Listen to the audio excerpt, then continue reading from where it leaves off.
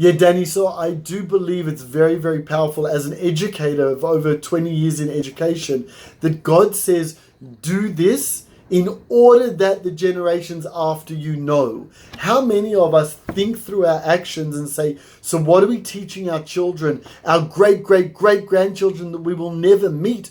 What are we teaching them through our action that we're doing today? And God says, what you do today, sitting in a booth, is going to make a difference to the future generations and what they believe and their connection to me. So when I sit in a sukkah, my children sit in a sukkah, and we talk about the protection of God and that the Jews were taken out of the land of Egypt into the promised land which we sit in today, right? Then my children are connected to knowing that it was God that took us out of Egypt. It is God who has returned us to our land. It is God that gives us our home. It is God that gives us our food. It is God that gives their father the ability to make money in order to give charity to the poor and the widow and the orphan. It is all God that is our provider. So I think that you're right. It's an amazingly strong point that God gives us an educational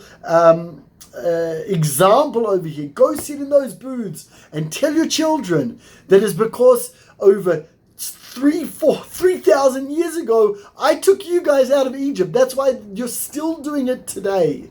So powerful.